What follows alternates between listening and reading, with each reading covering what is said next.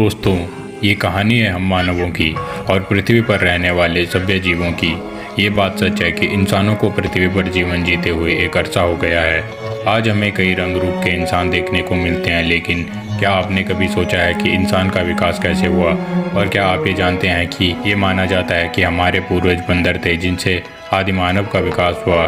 क्या आप ये जानते हैं कि आदि मानव कैसे रहा करते थे और वो अपने वंश को आगे कैसे बढ़ाते थे? लाखों साल पहले जब जीवन की शुरुआत हुई तो बंदरों से एक अलग नस्ल का विकास हुआ जिसे आज हम आदि मानव कहते हैं। बंदर की नस्ल के इन जीवों ने दो पैरों पर चलना सीख लिया और उन्होंने अपने खाने के लिए शिकार किया।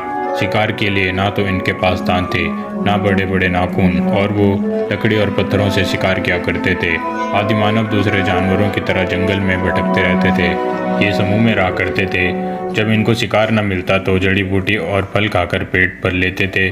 आदि मानव पहले शिकार करने के लिए लकड़ी और पत्थरों का इस्तेमाल किया करते थे। आगे चलकर उन्होंने इन लकड़ी और पत्थरों के हथियार बनाए जिससे वो बहुत खतरनाक शिकारी बन गए। शुरुआत में आदि मानव कपड़े का इस्तेमाल नहीं करते थे, लेकिन आगे चलकर उन्होंने बड़े पत्तों और छालों के कपड़े बनाए। आम बंदरों की तरह आदि मानव भी अपने वंश को बढ़ाते थे।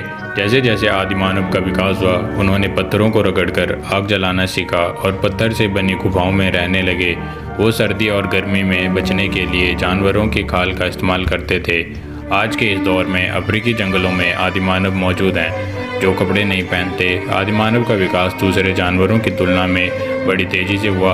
वो अपने दिमाग का इस्तेमाल करके ऐसी चीज़ें बनाने लगे जिससे समय के साथ साथ उनका और तेज़ी से विकास हुआ। वक्त के साथ साथ आदि मानव की ज़िंदगी बेहतर होने लगी।